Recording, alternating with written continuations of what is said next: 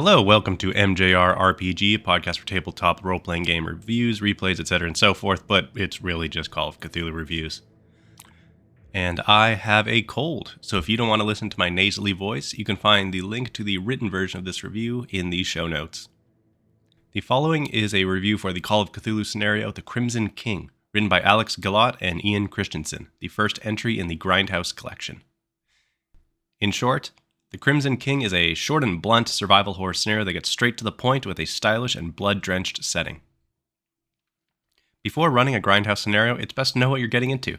The first and best indicator is written right on the back of the book.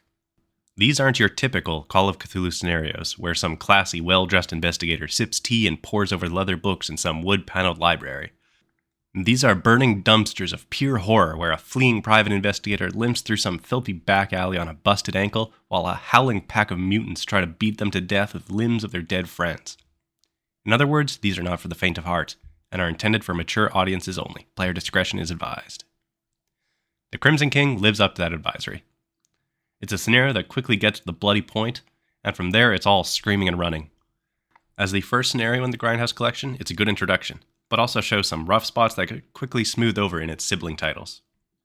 It's also by far the shortest of the collection, with my run only taking about 2.5 hours. That will of course vary depending on the group and keeper. The scenario takes up 6 appropriately VHS-sized 6x9-inch pages, with 7 pages of scenario text and stat blocks, 6 pages of pre-gen investigators, 2 moody full-page images, and 1 full-page map. The layout and design is top-notch, the map appropriately dirty, and while the illustrations are not hand-drawn, the stock art is beautifully edited to fit into the book and scenario style. Alex Guillotte is well known as one of the best, if not the best, of the Miskatonic repository's foremost formatters and designers, and his skill is on full display here.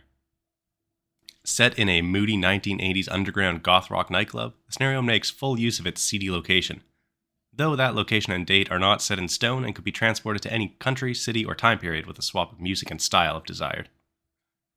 Goth 1980s setting is lovely though, and it makes for a great opportunity to use all the senses in describing the club. Smoke and sweat, pounding music and streams, sticky floors and bodies, outrageous fashions and strobing lights, booze and drugs trading hands, and ideally with an early goth rock playlist playing in the background. 2 investigator introductions are suggested, and while only one type gets pre-gens, that isn't too much of an issue if you decide to run with the other investigator group. There's more details in the spoiler section. The pre-gens present a varied range of misfits, each giving enough quirks for a player to latch onto for some solid roleplay despite the scenario's short runtime. It would also be very easy to bring in new or existing investigators to fit either introduction. The scenario text is laid out in a way that I really dig, though may be difficult for keepers that prefer a very structured point-by-point progression and don't want to lean heavily on improvisation. I'll explain more about this in the spoiler section, as well as some suggestions on smoothing over potential difficulties. Overall, The Crimson King is great for a quick evening session that gets straight to the point, full of moody goth rock, panic, and bloody violence. You can find The Crimson King in the Grindhouse Ultimate Collection on DriveThruRPG. It is also available in Grindhouse Volume 1, but there isn't much of a reason to buy that over the Ultimate Collection now. The following section is full of spoilers. If you're wanting to play this scenario sometime, I would suggest stopping here.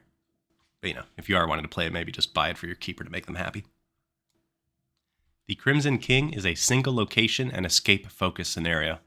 While there are ways to fight back, besides extremely combat-oriented players and a very lenient keeper, trying to kill all opponents instead of escaping will almost definitely result in a TPK. Those opponents are, of course, vampires, with 12 thralls and 1 master vampire, the eponymous Crimson King. A thrall by itself can put up a decent fight, with higher than average brawl and dodge skills, along with a bite attack that can paralyze and drain con from a target. They don't have massive HP pools or any armor, but without driving a stake through their heart or beheading them, they'll revive after a few minutes and regain HP. Tackling the Crimson King himself is beyond most investigators' abilities unless well armed. His base combat stats and bite are enough to lean on, but he also has a number of spells and special abilities that would make a one-on-one fight nigh impossible. If ganged up on or with sufficient firepower, he could be knocked out and dispatched with a stake or beheading. But with his 12 thralls, he really shouldn't be putting himself in a situation where that is possible. Running the scenario is fairly simple, though at the same time that simplicity could trip up a keeper used to working with fully plotted out scenario text. The Crimson King, and most of the Grindhouse scenarios, are largely free form, with descriptions of locations, inhabitants, and a few clues, and a few events to move the action along. Outside of that, the actual situation itself is left up to the keepers and players to figure out. In this case, the only real event is when the Crimson King and his thralls begin feeding on the club patrons. Before that, the investigators are left to their devices, wandering about the club and maybe spotting signs that things may be heading somewhere nasty. Once the bloodbath begins, all the investigators can do is try to escape, and the keeper has complete control over how difficult or easy that will be. While the number of opponents is set, where they are or how interested they are in the investigators over the swarm of unnamed NPCs is not. A very kindly keeper may allow the investigators to tiptoe around the mayhem and sneak out a back entrance without much of any trouble, while a more sadistic keeper will have every vampire lock onto the investigators. I'd wager most keepers would and should take the more interesting middle ground, allowing players to use whatever skills they feel fit to try and avoid the vampires as much as possible, while still throwing a couple thralls at them to make things difficult, and at some point putting the Crimson King in the way either to be fled from or forcing an investigator or two to sacrifice themselves to distract him while the rest escape. One main suggestion I have is for the pre-gens. The scenario suggests 2 different investigator groups, either undercover police searching for a missing woman, or various misfit characters simply attending the club. Only the second group are given pre-gen characters, and they are very interesting pre-gens. They don't have any real connections to each other or a driving objective at the scenario start. All players just playing police officers would be a bit boring, but I still find the police introduction to be stronger, with the investigators knowing one another and have a solid objection to start with, and subvert. I'd suggest combining the introductions, using the pre-gens as the undercover officers' personas, and giving each of them a combat or law enforcement related skill. This lets the group start out all knowing one another, having a solid starting objective, giving them role-playing hooks with their undercover personas, and allowing the keeper to subvert that starting objective, as the woman they are searching for is already a vampire thrall. The law enforcement angle also neatly ties into a potential follow-up session, with the surviving investigators suiting up and tracking down the Crimson King to finish him off.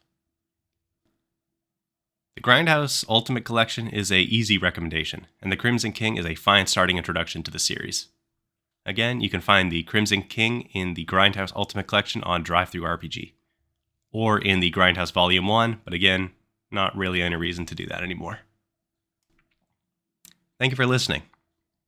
As always, credit to Cryochamber for use of their album Cthulhu. Until next time, have a good one.